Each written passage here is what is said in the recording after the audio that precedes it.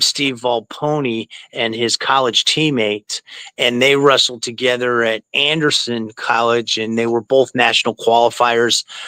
Neil was a 2-time state champion, and he's a beast. I mean, we recounted and I think this is up on Hannibal TV, actually, the time that Stephan Bonner and I were hosting the pre-show for 864 Fighting Championships in South Carolina, when the ring girls are there in the ring, and Bonner shot on Jeff, shot a double leg on Neil. We call him Jeff because he's Jeff Lewis Neal, but his pro wrestling name is Neil Koloff. And it's still talked about how well Neil defended that takedown.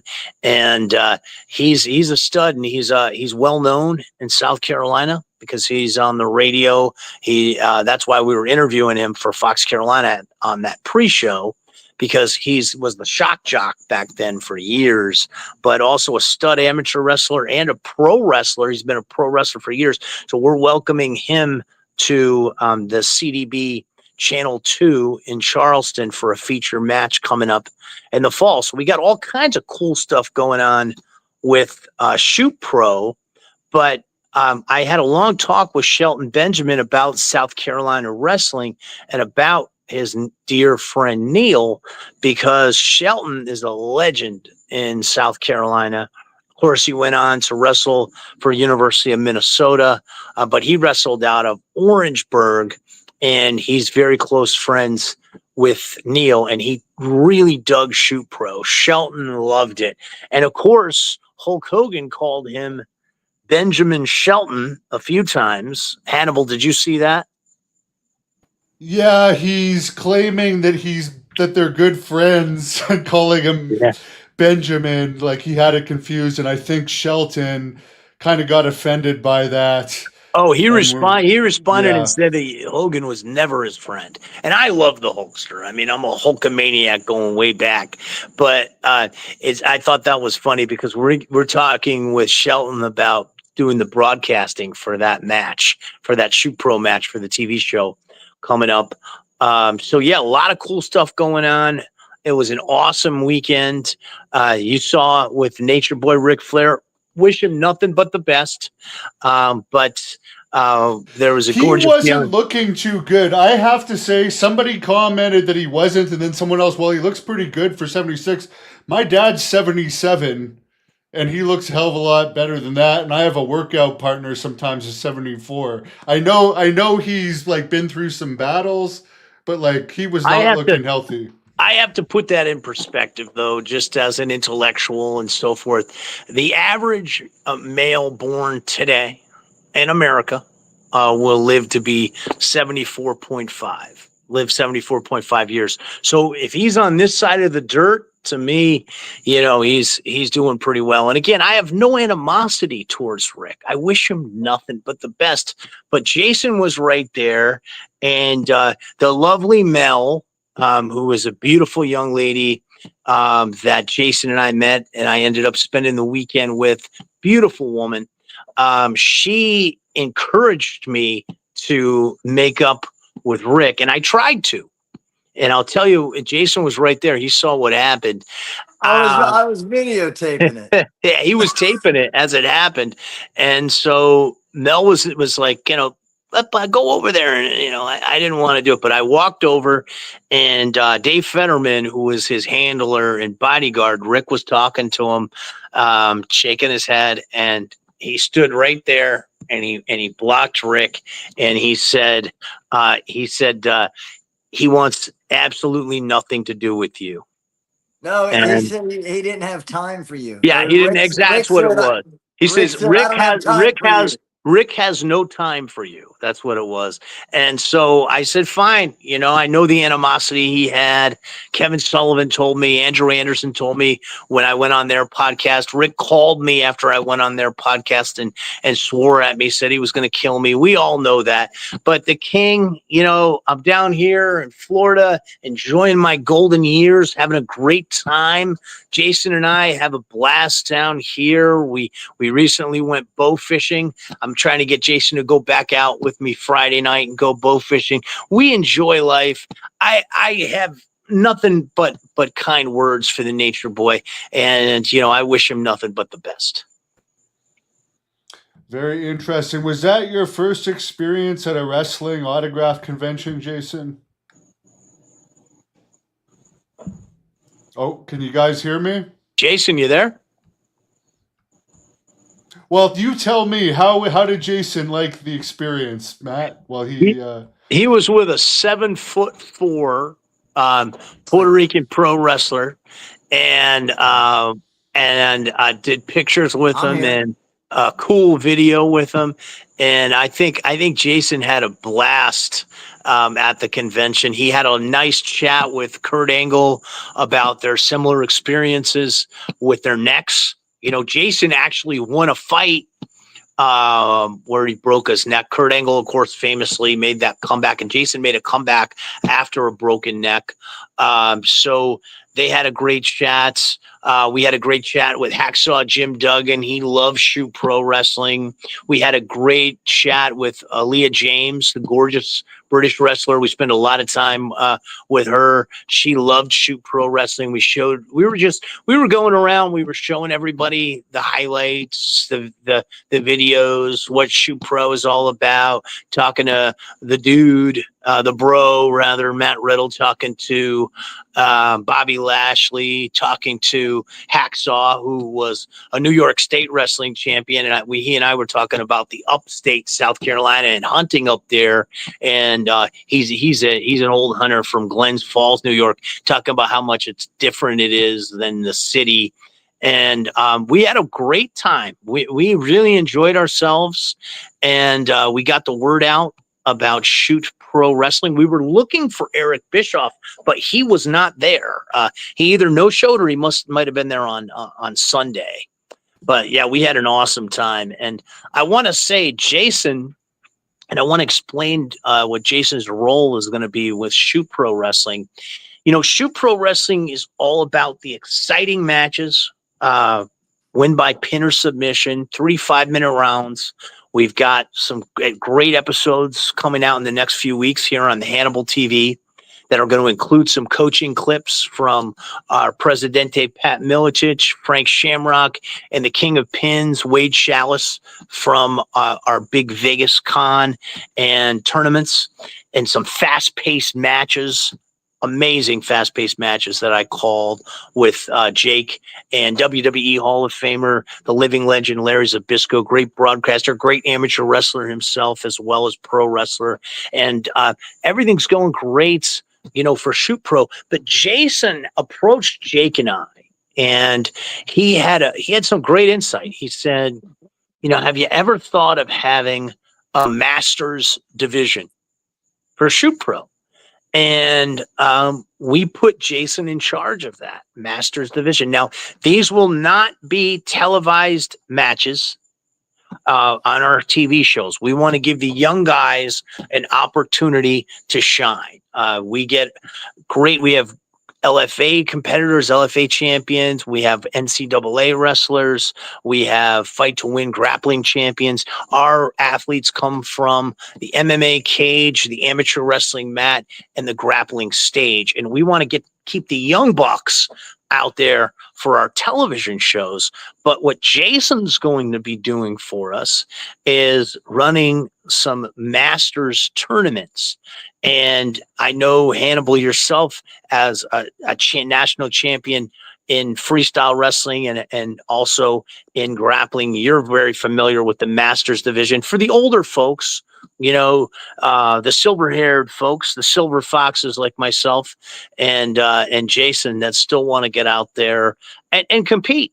And we want to give them that opportunity. So Jason's going to be heading that.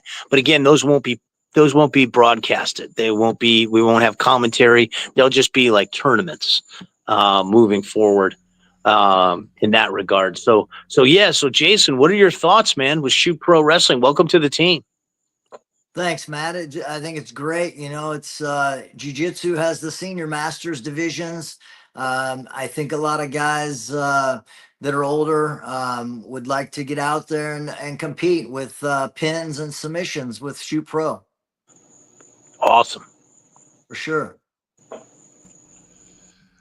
We have a lot. I've noticed a lot of people talking about Goldberg coming back. You're talking about the older people. I mean, they're bringing him back at 58 and paying him a lot of money. King, what do you think about him coming back into wrestling? And so supposedly in the next month or so, he's going to have his retirement match. Do you think he should just go in there and squash Gunther? Because I look at Gunther's legs and they're so thin. They're like they're just asking for a double leg takedown. I got to tell you, I don't really watch the current professional wrestling. I was just talking about this on Paz's show, and Neil and I were talking about it.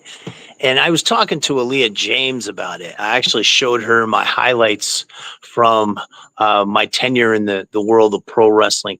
And I don't really watch it because I like the wrestling. I brought guys from the mat, like we were just talking about in the previous show, like Steve Volponi, one of my best friends in South Carolina, who I cornered in MMA and coached with in amateur wrestling. He was Neil's teammate and roommate at Anderson College. To have wrestling matches, to go in like Stephan Bonn or Phil Baroni, Kamal Shalroos, they had a blast in pro wrestling because that's how I got into pro wrestling. I got into pro wrestling way back before the Dead Sea was still sick. Back in the 90s, Akari Judo, one of my buddies who was coaching with a rival high school, was judo with me, and he told me he was going into pro wrestling, and he took me around as his opponent. And I love the wrestling, and I love to give fans, make fans believe. And like I always said, is there's not a damn thing I do in that ring that I can't do to each and every one of you fat slobs that's paying to see me. And that's was the reality. And that's the pro wrestling that I like, the old school. And the pro wrestling today is so gymnastic, bringing in a guy that's nearly 60 years old. I mean, come on, man. And a guy really with Goldberg that really couldn't wrestle anyway. I mean, you saw how he got exposed years ago in that match that he had with Regal. When Regal actually went to wrestle him, he couldn't wrestle. So I'd like to see them in the final, in Goldberg's final match, because I think Goldberg has some animosity towards that. Well, I'd like to see Regal stretch him, and that's the thing, that hurts professional wrestling when they bring these celebrities in or they bring these old guys back. I mean, I think they ought to do it like the old Carney days, and they like Larry used to do, and he's told us the stories, is get guys from the fans in the ring and give them money, to see how long they can last with the wrestler. Pay them by every minute they can last, and stretch them and show them that it's the real deal, that it's wrestling. I mean, professional wrestling to me needs to have that integrity. Shoot pro wrestling, totally different animal. 100% shoot. Again, athletes from the MMA cage, the amateur wrestling mat, the grappling stage, they have no idea what a work even is. So asking about Goldberg, no. Bringing him in there, I mean, pushing 60 years old, no. I mean, it's kind of like when the Nature Boy was out there, in his 50s. No, I mean, leave it to the young guys. If they want to have a Masters division like we're having with Shoot Pro, but no, there's no time. There's really no place for that on television, in my opinion, Hannibal. The problem is the young guys aren't drawing anymore, so they need. I think you may have mentioned it. That'd be like, or maybe it was one of my other friends in the Attitude Era, bringing back somebody from the 1960s. Exactly. It's like if they would have brought Buddy Rogers back. Say during the Hulkamania era, or that era right after Hulkamania, they would have brought Buddy Rogers back in, or Lou Thez back in. And even as an old man, Lou or Vern Gagne would have been able to stretch all those guys. So I think that it's ridiculous And it just shows you don't see the T-shirts anymore. You used to see the Hulkamania T-shirts. I grew up as a Hulkamaniac. That's why I got into amateur wrestling. I got into wrestling, competing in wrestling in 7th grade because I was a Hulkamaniac, brother.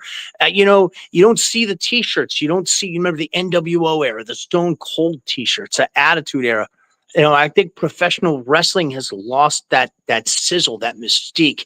We are putting the genie back in the bottle with Shoot Pro Wrestling because we're giving people the same rules, but in real matches.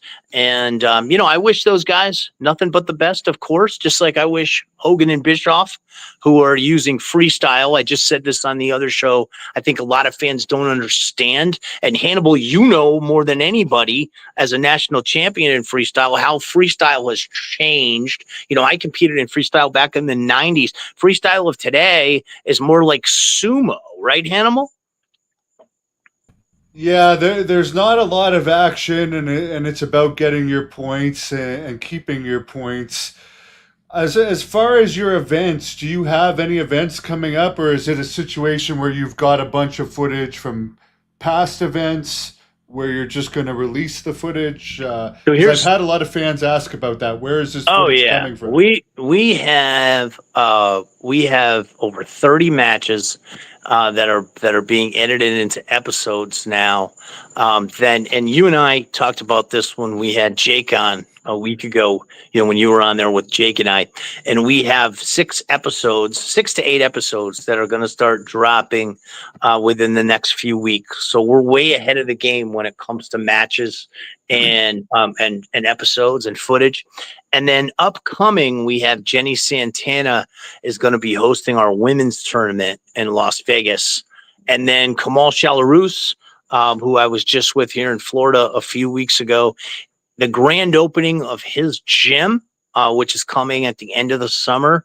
We're going to have another tournament and camps out there as well. And there's some other stuff coming up that I'm sworn to secrecy that I can't say, but it is extremely, extremely exciting. So yeah, we're way ahead of the game with content.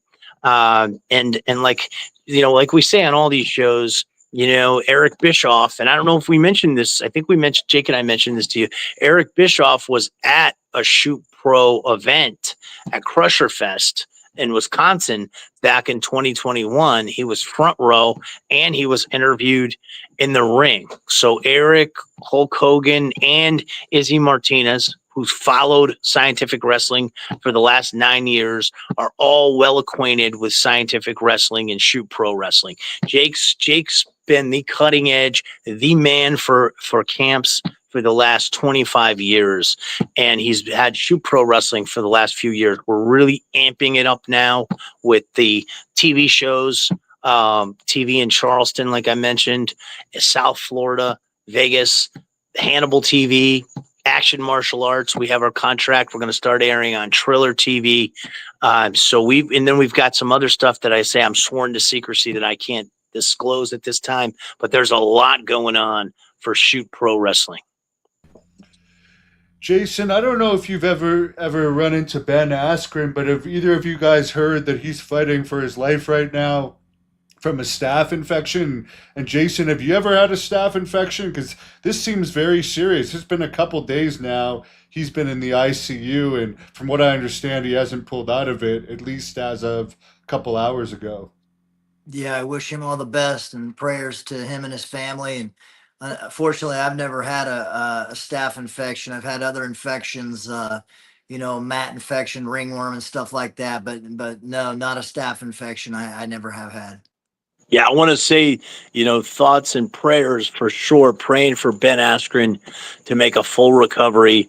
And Hannibal, you know, some of my favorite shows with you over the last 10 years have been with the American Psycho Stephan Bonner, RIP. And Stephan got a horrible staph infection in the hospital when he was in that long hospital stay when he had the broken back. And I really wish that that Ben makes a full recovery. I think there's a lot of things to be positive about. He's in great shape. And from what I understand, he had pneumonia, but I pray for Ben Askren that he can fight through this. I understand from Dave Meltzer, because he was known as a pretty good talker in his MMA days. He did better in Strikeforce and Bellator than he did in UFC because he wasn't much of a striker. He pretty much got by on his grappling. But he was going to be one of the main guys for Hogan's Real American Wrestling.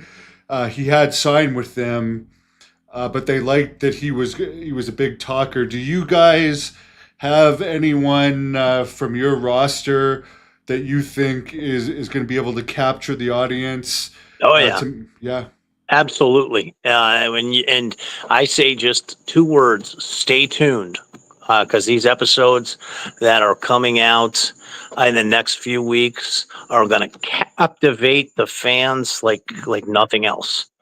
We get some real stars, and like Larry Zbyszko says, stars in the making. We are going to be making stars. Love Ben Askren. Love the way he competed in MMA. That's why he's still lucid. That was the way that I competed. That was the way that the guys I coached competed, was to use your grappling and minimize the damage. Ben Askren is an absolute legend. I did see an interview with him and Eric Bischoff, and he was going to be part of Real American Freestyle. I would think at his age, it was not going to be as a competitor. I would think that he would be more as an executive or on the broadcasting team or a host. But I hope he can make it back to Real American Freestyle, and I hope he makes a full recovery. Someone on here mentioning they encountered Lou Thesz and he was a jerk when he tried to get his autograph. I've heard that he was kind of cantankerous. Yeah. I've heard Dusty Rhodes was like that too. If you ever asked for his autograph, I know a lot about Lou Thesz through my longtime coach and mentor, the late Billy Wicks. He was really tight with Lou, really good friends with Lou, and I think Lou just didn't have Pops, Billy Wicks, Vern Gagne. And I've heard that about Bob Roop. They just didn't have a lot of time for people. You hear the same thing about Billy Robinson and Carl Gotch. Like Jake says, Carl Gotch just didn't suffer fools.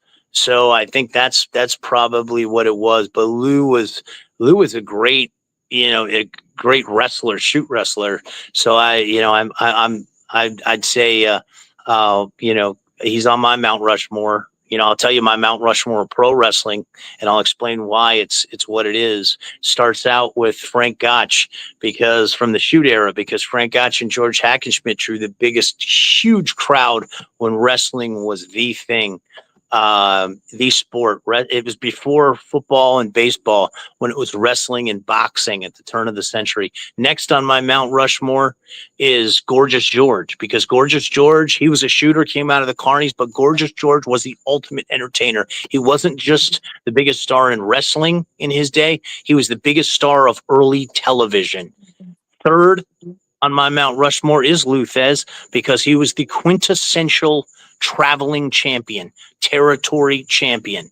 And fourth on my Mount Rushmore is the brother, Hulk Hogan, because Hulk Hogan, Hulkamania era, there's never been anything like it. And then he transcended into becoming a heel in the NWO era during that Attitude Era period. So yeah, Lou is on my Mount Rushmore. And what would be your Mount Rushmore, Hannibal, of pro wrestling? I haven't really thought about it that much, but I would say the one thing for the Hogan era is they would announce a sellout when it was a sellout. Now they're going to call it a sellout no matter what now. And that annoys me that it's actually reported as a sellout, and then when you look up the actual size of the arena, it's like 12,000 people more. But they're like, oh well, we curtained it off, so it's a sellout for our setup. But that's that's pretty common. Like I used to broadcast for Strikeoff in Virginia, the MMA company, which was a great company. They were on TV. We had the TV deal in Comcast, and we used to run at the Eagle Bank where UFC ran, right? And this kind of bleeds into the next part that Jason and I want to talk about. Um, and that's what they used to do for TV. They used to drop the curtains, the big curtains, because we couldn't fill the building, but you didn't want to look like there were a bunch of empty seats, But the next thing that we wanted to talk about, and the main reason we wanted to come on, Hannibal, was to talk about regional MMA, not the UFC or Bellator, but regional MMA, and kind of give fans a unique perspective. I mean, Jason, in addition to being the submission master and fighting into the UFC, he fought a ton of times on regional MMA shows, and he was a promoter. He promoted a ton of shows, and he knows the Midwest extremely well. To a lesser degree, I know the Southeast. I was kind of a jack of all trades in MMA. I competed, I cornered, I broadcasted, I ring announced. I did pretty much everything, and I was a matchmaker. And that was kind of the piece that we wanted to talk about. In that regard, kind of give fans a perspective, and I'd say give fans a perspective of how regional MMA differs from the UFC and how similar it is to boxing in one sense, and also perhaps how similar it is to the early days of professional wrestling. So I'll turn it over to Mr. Reinhardt to tell us about his experiences with regional MMA in the Midwest. Well, would you like to know? Well, we were talking about a lot of the stories. One thing for sure, and I did this when I was doing the booking, the matchmaking. If you were going to look a fighter up, a lot of their matches, a lot of their fights were not recorded. I always looked at mixedmartialarts.com as opposed to SureDog. And this was, things might have changed. There may be other, ways to look guys up now. But that was because even mixedmartialarts.com didn't capture everyone's fight. But SureDog would leave a lot of fights out. And that's what, you were talking about, Jason. Yeah, man. The promoters back then, there was no commissioners. Heck, there was barely weigh-ins. Your opponent would change 3 and 4 times in one night sometimes, and a lot of times the guys that you would fight, they would have a lot more fights on their record than what's actually showing, because the promoters weren't required to send in results. Now, I had a great manager, so my manager really tried to get all of my fights registered and recorded. Some of them didn't get there, but almost a lot of them did. Yeah, and also in the Midwest, Hannibal, there's a lot of, and this is what Jason and I talked about privately, a lot of stories you hear about the Midwest, and I never was involved in Midwestern MMA, but of a lot of the shadiness and a lot of the corruption that went on. And not to call guys out or speak. give us some examples. Well, I mean, I'll throw it to Jason, but just throw a name out there, and not that he's the only guy, but worked fights. Travis Fulton. Yeah, a lot of times he would. He's got a lot of fights on his record. I fought on many shows that he was on, and a lot of times he would bring his own guys and fight them 2, 3, 4 times in one night. Different students of his that he would bring to the shows and fight, and then they would get recorded on his record. Yeah, and that Oh, was wow. he wasn't the only guy to do that. I mean, obviously, I'm not gonna hold my breath on someone else that did that a lot, but it was done. I mean, a guy I think everybody knows that did that quite a bit too was Shannon Rich. In the Midwest. And some of the guys that you just look up his record, like Travis Fulton, like that he fought Travis Fulton multiple times. So that was what you always heard about in the Midwest. And that's kind of Hannibal. That's kind of like the old days of early pro wrestling when it was evolving into a work. And I thought that your fans might find that interesting. And were you aware of that, Hannibal? I definitely have been aware that there's some people fighting their students and stuff, and that there's been some works here and there, but not to the extent of multiple fights on one show. Because if there's any legitimate commission, I mean that's going to open up a whole different form of sanctioning. Sure. Well, Hannibal, Go ahead. they're Hannibal, they're there wasn't sanctioning for a lot of fights back then. There wasn't sanctioning bodies. I mean, heck, man, we used to. Are you there, Hannibal? Oh yeah, I'm here. I'm just taking off because I ain't as pretty as you guys, so I'm giving the fans a break from my face.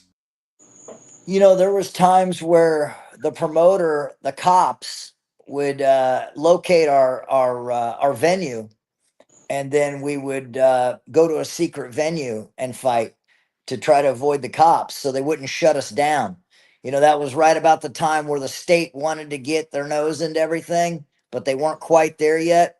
And they were trying to get it regulated, but they weren't quite there. And there'd be times where promoters would change the venue at the last second and have a second location without the cops knowing. So there was a lot of times where the How would the commissions would. crowd get there, or would it be just without a crowd at that point? Like when you change You'd location be at the last surprised, minute. man. The crowd would. Yeah, that's a great question. The crowd would make it, man. That's Warrior Concepts. My friend Scott Ward, he would have to change the venue and at the last second, and for some reason the crowd would definitely find the venue. The word would get out quickly. Wow, and the cops just at that point did they just not care and didn't look too hard? Because that's got to be nerve wracking as a fighter. You're already nervous enough fighting, and now you got to worry about getting arrested. Oh, it was very stressful, to be honest with you. And there was yeah, and I mean, like, there were weigh-ins to a point, but not really strict way. There were a little bit, but you would go and your opponent would be so much heavier, and I mean, you had a choice either to fight or not to fight, and you trained so hard, so you fought. Hey, that's in Hannibal. That's what happened back in the day. And when my dear friend Art Davey was the man running the UFC, UFC was supposed to run in New York, and they something happened with Extreme. They violate. I don't remember the whole. I used to know the story, but they ended up moving to Dothan, Alabama, last minute. Literally like 2 days before they moved the show to Dothan, Alabama, from New York. So it even happened in the early days of UFC. But Hannibal I mean, I go ahead. Sorry, Matt. no, you get it. I'm sorry. No, no. I mean, sometimes the venue would change a couple nights before the event, when the heat would come down.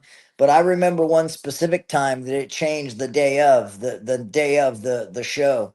But sometimes it would change a couple days before, and then the word would get out. You had a lot of teams that competed, so a lot of teams and fans of fighters that the word would spread where the new location was going to be. All try and avoid the cops. Yeah, and in the southeast, what was and probably still is far more prevalent is when you have regional shows. Quite often, those shows are being promoted by a school, by an MMA school, and they're Yeah. used to pad the records of the fighters. So, in my tenure when I was, competing and matchmaking. I was involved with that in the sense of, we used to say fresh meat. Like, we had a couple guys in the early days in South Carolina that were studs. I'm not going to mention them by name, but because when I tell you, um, we were padding up their records to get them to the next level. One ended up going to Bellator. The other kind of got a rude awakening in the Ultimate Fighter, trying to get in the house. But when I say fresh meat, Hannibal is like boxing, like tomato cans, where there weren't works, but you could bet your house on who was going to win. And I had one guy that was an all-American wrestler that I used to matchmake for, and Hannibal will appreciate this when I talk about, because it's like pro wrestling, where he would carry opponents.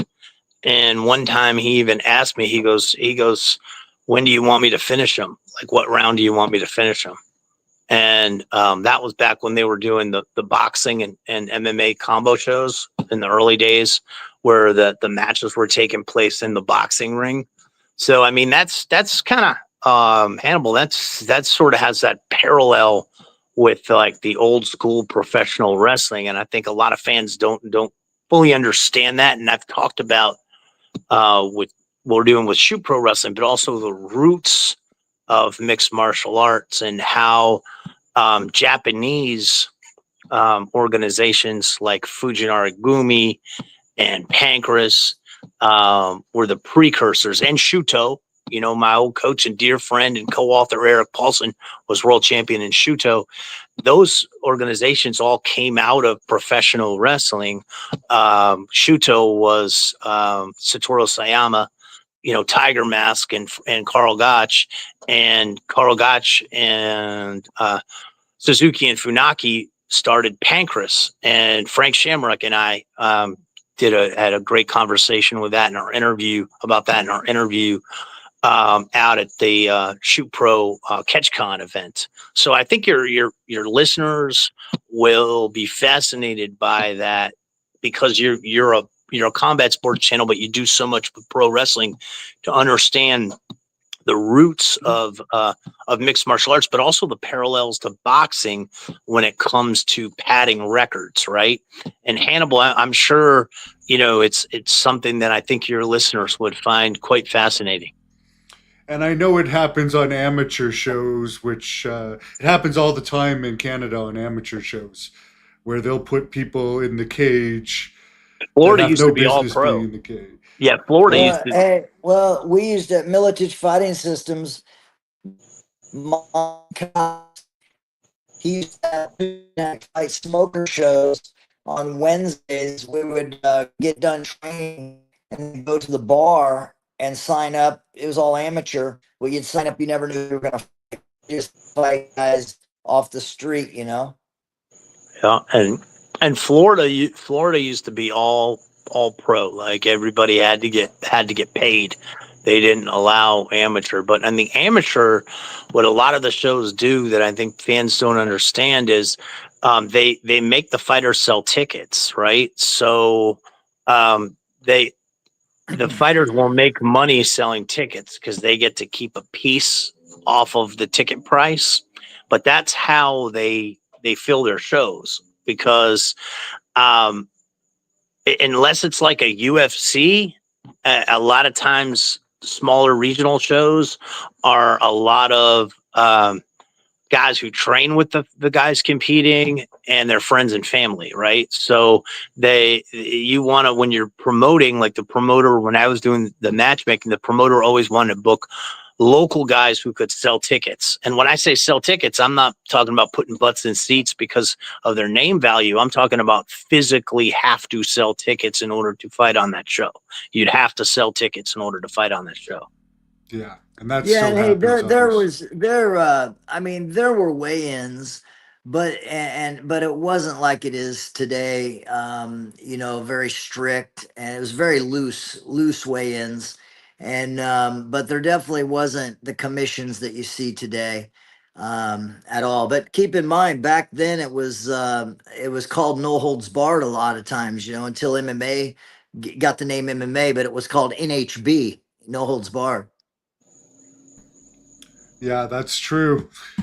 Very interesting. You got to have some stories from those smoker shows from Militich Fighting Systems where some people just got their ass handed to them, or were there also some cases where you're going in there thinking you're going to destroy some jabroni, and then he ends up giving a good fight to one of the pro fighters? I never really saw that too much, man. I mean, Matt Hughes would be in there. He'd go in there and win and, fight, and Jens Pulver and all the guys. And yeah, I never seen a guy really do good against a pro fighter, though. I got to tell you. Remember that Yeah, show, Hannibal? Do you remember that show uh, called? God damn, I'm spacing the one on the MTV. bullies where the bullies Yeah, had to Bully fight the pro Beatdown. Remember fighter. Bully Yeah, Beatdown? That yeah, was Mayhem Miller. Yeah, that was Mayhem Miller. That Bully Beatdown show is kind of like that was wild. That was like a Carney style show. Jason, did you ever watch that show on MTV with Mayhem Miller called Bully Cool. Beatdown? Yeah, Yeah, cool. Yeah, for sure. that Yeah, was what it was like a lot in back in the day in the South in MMA when I'm talking about fresh meat, and nothing against the competitors. It's not that they didn't train, but they just weren't at the level. I mean, South Carolina, we had two deaths. I was actually at both of them. One guy died right at my feet when I was part of cornering Matt Covey, and he never fought in Mount Pleasant. And they stopped the show, and this is what kind of started to turn me off to MMA. Was the fans were all pissed off and started throwing shit and fighting in the crowd because they stopped the show. Stopped the show because the guy died.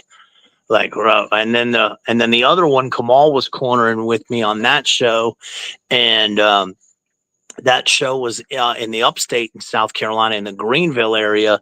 And I knew that Mark Mills, who's a good friend of mine, Columbia Martial Arts CMA, he was one of his fighters. And this guy stood about 6'5" and had a neck like this, like my finger. And he fought, a stocky little wrestler. And the guy took him down. The guy shot a blast double on him, took him down, and his head was literally like a bobble doll bouncing off the mat, and the referee just let it keep going. And this is like, say, from back in the day, some of these referees didn't know what the hell they were doing, and the guy died right there in the cage. So I mean, I'll tell you, and I've told Jason this is what I love about Shoot Pro. Shoot Pro Wrestling. Check out shootprowrestling.com. Is that we bring you the action without the CTE and TBI issues. Because I mean, really three of my best friends, two are dead, and one is in a Mexican prison, and I attribute that to the Oh, CTE and you're not like TBI. Steve Austin that says it's a myth? Say what's a myth? The CTE? Steve Austin said that on the Vince McMahon documentary that CTE is a myth. There's no way. I mean, come on, man. I mean, it used to be just called Punch Drunk. Like Eric Yeah. Paulson used to have this shirt. I still have it. Eric made this shirt called Punch Drunk Killer, and it was an old dude, an old fighter that was like, it was a wild face. Eric used to make some really cool shirts, but I mean, they used to call it Punchy. But I mean, it's sad. I mean, I know guys talking about the Southeast. I know guys that I used to train with that took way too many fights. I'm not going to say his name. Pat called one of his fights when he fought in Louisiana, who are fairly young guys, now 40 or early 40s, who can't hold a job even moving grocery carts at the store. I mean, their brains are completely, gone. So I'm not a big fan anymore of the striking and of MMA or bare knuckle or any of that. I'm all in for Shoot Pro Wrestling, baby. I remember a famous one too that actually made news back in the No Holds Barred day, where some guy was on top, knocked the guy out, and then the referee let him slap the guy awake and knock him out again. And I was like, the referee actually allowed that, and the Yeah, crowd's going nuts there were for it. some horrible referees back in the day. I mean, it's just some terrible referees that would, and it's the ground strikes that are the most dangerous. And, it's interesting. And this is something that I think will be fascinating to fans, because Jason just did a tournament yesterday for one of his students that was really old school, kind of like old school Taekwondo or old school karate, where there were, because there used to be points fighting, and then it evolved into full contact karate, and then that's how kickboxing came to be in the U.S. Well, wrestling in America is the opposite. So in striking, there became less and less regulations. Well, in wrestling, if you study the history of amateur wrestling in America, and this is in our book, the book Eric and I did, Hugo Optopolik in the 1920s he was the head of AAU, which ran amateur wrestling at the time, created the rules for scholastic wrestling. And if you read that passage, it's also in Mike Chapman's book, From Gotch to Gable. He chronicles it really well. He explains how there will no longer be any choke pins. There will no longer be any twisting arm locks. There will no longer be any toe holds. All the submissions were taken out of scholastic wrestling to make it safer for the wrestlers. So wrestling was watered down, whereas the striking became more open, right? So with Shoot Pro Wrestling, we truly are going back to the future. Jason is a great jiu-jitsu guy. Well, the Gracie family in Brazil, they were trained by Count Koma, Mitsuya Maeda. Pat and I always talk about this on the show because it's a fascinating history. Count Koma, he competed in the 1909 Alhambra big catch wrestling tournament, but we also chronicle in the book all the other catch wrestling rules matches that he had. And why did he train the Gracies? Well, he trained the Gracies because the Gracie family was actually originally Scottish, and they used to run the carnivals in Brazil. And Maeda, Count Koma, was a take-on-all-comers carnival wrestler, and that was the old CarnyCon where, you call guys in from the crowd. That's who trained the Gracie. So it's all roots of the same tree. So with Shoot Pro Wrestling, not only are we bringing back the pin because it's more exciting, we're also bringing wrestling back to its roots. So pretty fascinating stuff, I think, for your listeners. And when I go on the podcasts, I know it's different with you, Hannibal, because you are a national champion in freestyle, great amateur wrestler. You also won a national championship in submission grappling. So you understand what we're talking about. But when we go on a lot of the pro wrestling podcasts, it's amazing how low their IQ is when it comes to the history of their own history, the history of wrestling and professional wrestling and American scholastic wrestling.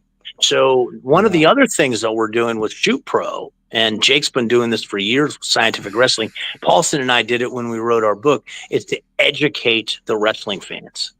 One thing that annoys the hell out of me and why I don't like long pro wrestling matches is people that think a good technical pro wrestler is a good actual wrestler. There might be some that were both, but like for instance, Chris Benoit.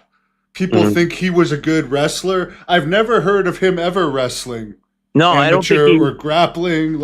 I don't think he did. I think in his matches with Kurt Angle, he was just a good athlete that could follow. And through the years when I did pro wrestling, most of my opponents, I brought my opponents, and they were from amateur wrestling. They were guys I coached with that I had the best matches with, or guys from MMA, like Kamal and Bonner and Baroni. And what we would always say is, if I went to a promoter to do pro wrestling, like there was this guy at APW that I loved because he was a little guy, but he was a wrestling coach. I would always say, you got to give me somebody that can follow me, because if they can't follow me, the match ain't going to be good, because I'm just going to chew their ass up.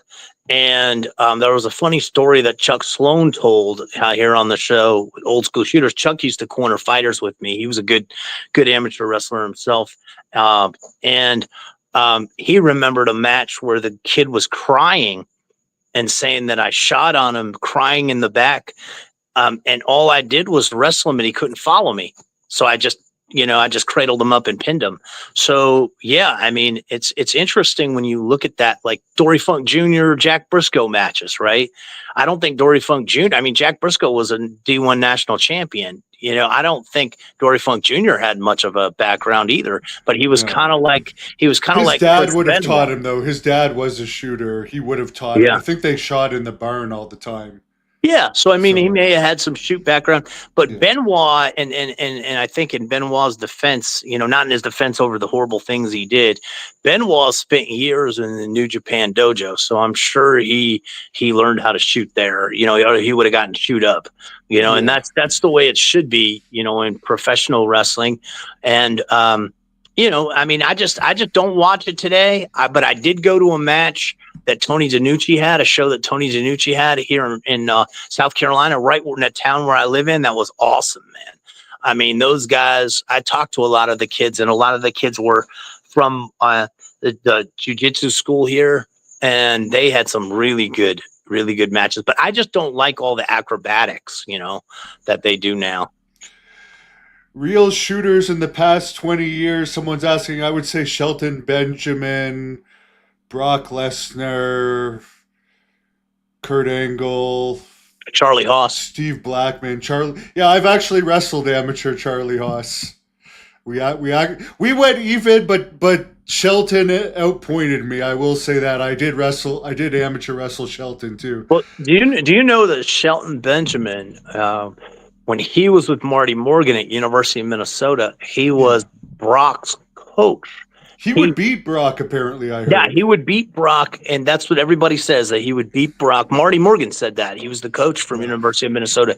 He wrestled before Brock was their heavyweight. He was their heavyweight, and then he was Brock's coach, and they said he would wipe the mat with Brock.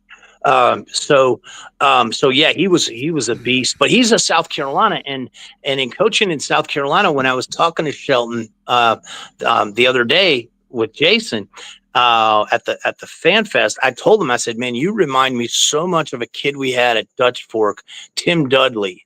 And he looks just like Dudley. Dudley wrestled for University of Nebraska, and then he made it to the D1 finals, was barely outpointed. He wrestled Dave Taylor at Midlands, and it was a really close match. And Shelton Benjamin was on that level. He's considered to be one of the top 3 greatest wrestlers ever to come out of South Carolina. Lashley, we'd have to throw him in there too. He's definitely a tough customer. Someone on here is asking, this is a good question for both of you. The people that say bare knuckle is safer than UFC and MMA. I don't know if bare knuckle is licensed everywhere, but it's becoming popular. Someone I know is doing it this month in Texas. But to me, they're not getting paid enough for how badly their faces are getting messed up. That's a controversial subject. Some would say that the glove,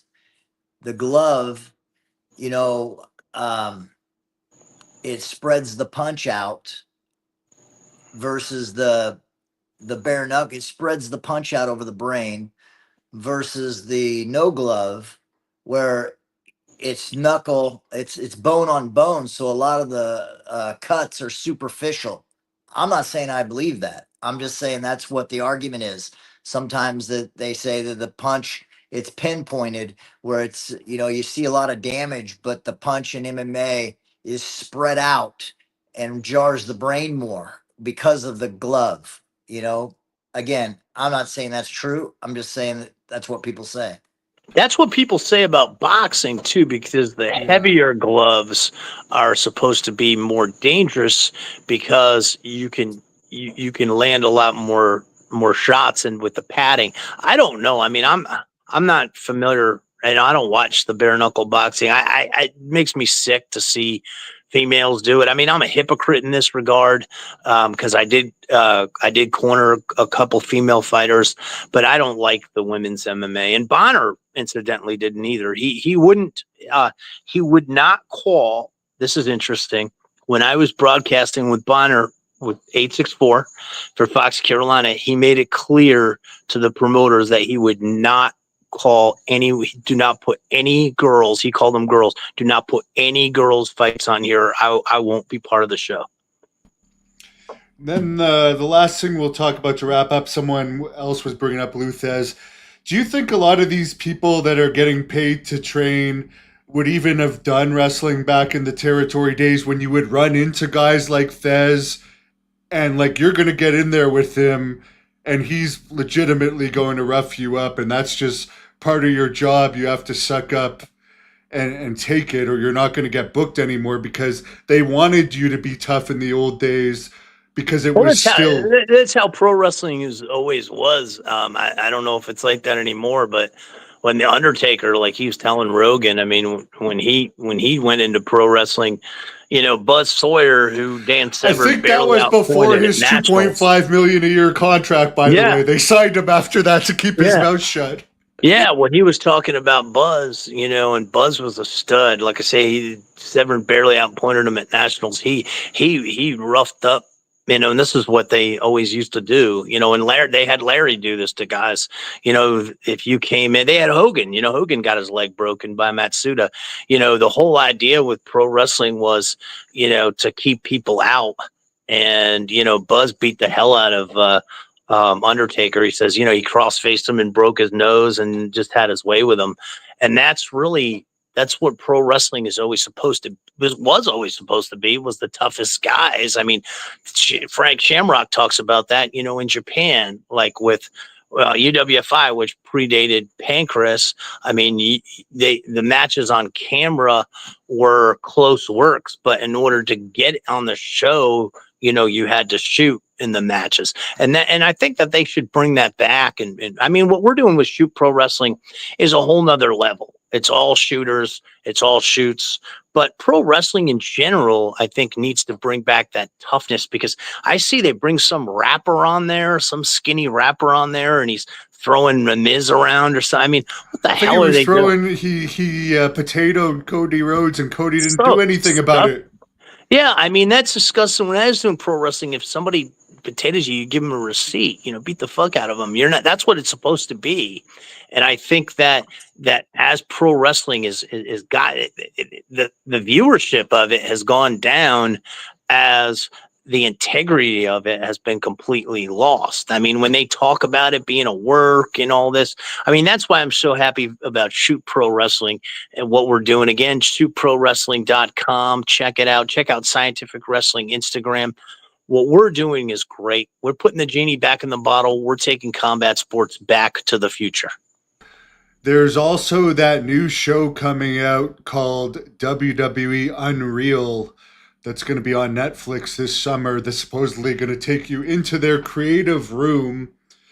And I don't think what we need right now in wrestling is to pull the curtain back even more. We need Vince McMahon to come back. They got to get Vince McMahon to come back as a big heel, you know, with all the stuff going on with him, man. I mean, hell, you know what? The thing that I said this on your show, actually, when I had Renee Michelle in the studio. No, I think it was Gia Salazar, the actress, when I had her in the Berman studio when the Vince stuff was coming out. I said, why in the hell, when Vince got all that money, when they sold the company, when the company went public, right, and he became a billionaire, and he was the biggest heel at the time, why didn't he just go retire and then come back as a heel instead of running the company and living in? I'm from Connecticut. Who the hell wants to live in Stamford, Connecticut? You know, I could never understand the guy, Hannibal. He has a passion for wrestling, and that's why I do think he'll be back in wrestling. I hope that it's opening up his own company that's going to be at least somewhat of a change, because I think WWE is too corporate now. I don't think it's ever going to go back unless Vince buys it again, but I don't think that's going to happen. Yeah, I mean, Hannibal, I think the Shoot Pro is where it's at. I think Hogan and Bischoff are kind of following our lead in that regard. It's all good. It's all about the shoots, real American freestyle. Wish those guys the best of luck. Again, their rule set is not dynamic and exciting like ours, but I think the way things are today, man, people just want to see the shoots. They want to see the real deal. You know. Well, I think the Real American Wrestling will kind of help your brand too, because people are going to start seeing the amateur wrestling on a national scale as a professional sport, and then they're going to realize even more how phony the acrobatic stuff is. I watched a little bit of the World Collides WWE AAA pay-per-view on the weekend. A guy took like a pile driver off the top rope, got up 2 seconds later, did a Canadian Destroyer on the outside of the ring apron, and neither one of those were the finish to the match. I'm just watching this saying, if I'm not a wrestling fan and I'm flipping through YouTube, I'm just going to be like, this is why I don't watch it. It's so Hannibal, fake. you know this as a pro wrestler. You get a lot more fan reaction by doing less. Doing all of this stuff that you can break your neck and kill yourself. It's like a video game. Like fans are look at Larry Zbyszko and his pro wrestling career. I mean, he got more heat just taking a powder and working the fans. And that's what I love to do, to piss the fans off, than doing all this acrobatic stuff and then have good, crisp wrestling. I mean, I think I don't know, man. I don't watch the current pro wrestling. I wish them the best, but I think shoot pro wrestling is where it's at. And The Rock is unquestionably the most popular wrestler out there right now. He's the highest paid, and he's still wrestling, The Rock? He's going to come back again eventually, supposedly. The last match he had was not his retirement match, but he does nothing. There's a good example of somebody that does absolutely nothing, and he's over like crazy. Because the fans, he's got the fans in the palm of his hand. And that's the thing about pro wrestling, to get the fans in the palm of your hand. Like when I was in Gastonia, North Carolina, and I came out to the ring with the toothbrushes. And I said that I was there to educate the fans and to save the children of Gastonia. And I said, I have a foreign object in my hand. I know you've never seen this before. I had to drive all the way to Charlotte to find these. This, my friends, is the beginning of saving the children of Gastonia. This is a toothbrush. That's how you get the fans in pro wrestling. Your mic work, your skills in the ring as a wrestler, and not all the acrobatic stuff. You break your neck. Maybe, King, maybe this is going to change everything. We have a new world heavyweight champion, this skinny little guy. I don't know. Who is that? You don't even know who it is, and they've made him the champion now. This just happened tonight, apparently. I was just Who is it? I don't know. Gunther. That's Gunther. Oh, but yeah, I'm not familiar with him. You don't even know the champion now. No. You don't even know the champion. But anyways, that's what the news is in wrestling tonight, and I'll let you guys close this off. King, I know you wanted to share some type of crazy bar story about Jason too. I don't know if you want to wrap up with that. Wait, you told me that before, but Jason, I don't know if he wants to share it or not. But, I don't remember. I'm trying to. What story is that? Did I tell you? I don't know. You told me to ask him about something the last time, and then I forgot to ask him. What's that story? Maybe it wasn't that good. I'm trying to remember. Jason, do you know what I'm talking about? What he's talking about? I'm trying to think. Yeah, you're kayfabing me, maybe. No, but, I can't remember. I shoot for a shoot. I can't remember what story. I mean, I got a million stories, but I can't think of what story you're talking about involving Jay. I will say this though. For your fans, and we got to keep it. Keep fans interested in different things. This Friday, I want Jason to come back out because we have the most fun going out on Lake George down here in Florida, Hannibal.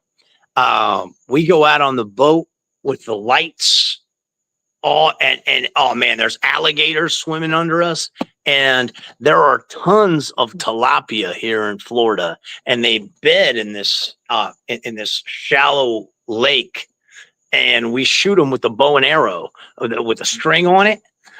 It's bow fishing, and we go out all night to shoot these things. It's nonstop action. They're so hard to hit because they swim so fast. You got to shoot behind them. But Jason and I hooked a bunch of them, and going back out Friday. And Jason, are you going to be there for some bow fishing action? Maybe we could videotape it for Hannibal. I have to see, man. I gotta see. I want to tell Hannibal we're out in the boat, and the guide, he says, yeah, we were out here last year alligator hunting, and right where you're sitting, the alligator came in the boat and chewed my buddy's arm off, bit his arm off, and they sewed it back. They took him to the hospital and sewed it back on. Oh, that's right. Yeah, they did. Yeah, they As removed it. Yeah. as he's showing us a 12 to 15 foot alligator at the bottom in 3 feet of water, he tells us that story. They bump the boat, Hannibal. These alligators come and bump the boat. I think I had my Derringer. I'm bringing my little Derringer to shoot these damn alligators if one gets in the boat. But we shoot them with the bow. It's a blast, man. It's more like it's fishing, but it's like hunting for fish. And the tilapia are delicious, man. Jason, tell them about how I cooked them up for you and the wife. Tell them about my wine. I know you're not a big drinker, but I know your wife loves my homemade wine. Yeah, right. The king can cook, man. He can cook, and he cooked the tilapia up for me and for me and my wife. And his wine he made is delicious wine. Yeah, you got to come down here, Hannibal, and hang out with us, man. Down in the swamps of Florida, you know that we got wild women and wild animals down here. It's a blast. This isn't like it's not like Miami, man. With it, we're in more of the redneck part of Florida. We love it down here. I can tell. Well, very good. ShootProWrestling.com. Follow these guys. Thanks for